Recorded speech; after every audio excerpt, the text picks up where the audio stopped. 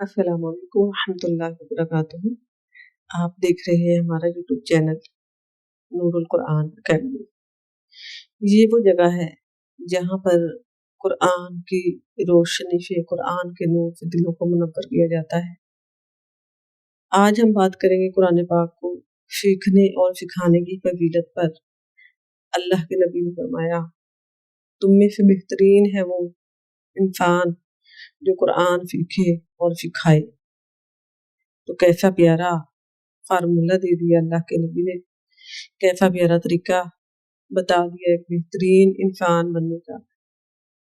तो अगर हम कुरान पाक सीख चुके हैं तो हमारे लिए खुशखबरी है। अगर नहीं सीख सके तो हम सीखना शुरू कर दें और फजीलत को पा लें, और अगर सीखे हुए हैं तो दूसरों को सिखाना शुरू कर दें तो भी हम इस फजीलत को हासिल कर सकते हैं।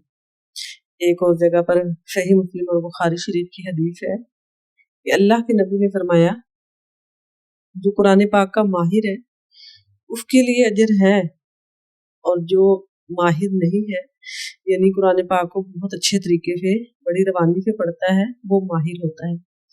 तो जो अटक कर पढ़ता है उसके लिए दुगना अजर है। तो देखिए, अगर कोई माहिर है तो उसको भी सवाब मिलेगा, लेकिन अगर कोई सीख रहा है और उसकी उम्र ज्यादा है, जब उसकी जुबान में कोई मसला है और वो अटकता है तो उसके लिए दुगना अजर है।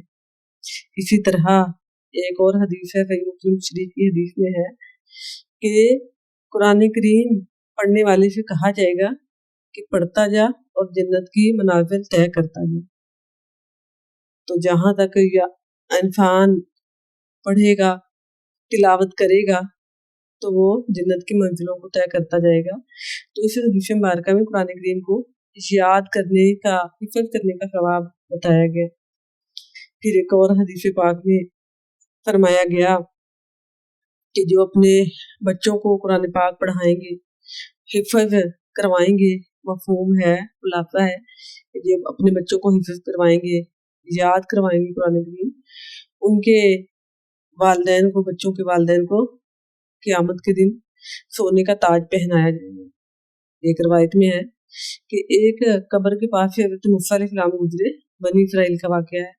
हज़रत मूसा अलैहिस्सलाम कब्र के पास से गुजरे तो देखा, अपने कष्ट से देखा कि कब्र वाले को अजाब हो रहा है। थोड़ी देर बाद वापस गुजरे, कुछ देर बाद या कुछ दिनों बाद, तो देखा कि कब्र में नूर ही नूर है। अर्ज़ की, या मौला ये क्या चक्कर है कि पहले इसकी कब्र में अजाब हो रहा था, आज इसकी कब्र में नूर ही नूर है। तो फरमाया अल्लाह रब्बुल इज्जत ने, क्या मूसा, जब भी ये बंदा दुनिया पे गया था तो इसकी जो बीवी थी वो उम्मीद से थी, तो इसके घर में बच्चे की विलादत हुई। फिर वो बच्चा थोड़ा बड़ा हुआ तो उसे मकतब भेजा गया, यानी कुरान पाक सिखाने की दरसगाह भेजा गया। तो वहां आज उसने बिस्मिल्लाहिर्रहमानिर्रहीम पढ़ी। तो मैं ऐसे बंदे को अजाब कैसे दे सकता हूँ जिसके बच्चे ने जमीन पर मेरा नाम लिया। तो बिस्मिल्लाहिर्रहमानिर्रहीम सूरह नमल की एक आयत है। तो देखिए, जब एक आयत पढ़ने की वजह से, बच्चे के आयत पढ़ने की वजह से उसके बाप को बख्श दिया गया, तो बताइए जो खुद कुरान पढ़ता होगा, कुरान को सीखने की कोशिश करता होगा, उसके लिए क्या अजर है। उम्मीद करती हूँ आज की वीडियो आपको पसंद आई होगी और आपके दिल में भी कुरान पाक को सीखने की फजीलतें सुनकर दिल में शौक पैदा हुआ होगा कि हम भी कुरान सीखेंगे और सिखाएंगे। तो आइए इस नए काम में हमारा साथ दीजिए, हमारे चैनल को सब्सक्राइब कर लीजिए, बेल आइकन के बटन को प्रेस कर दीजिए ताकि हमारी आने वाली हर नई वीडियो सबसे पहले आप तक पहुँचे। अल्लाह पाक आपका और मेरा हामी नासिर हो।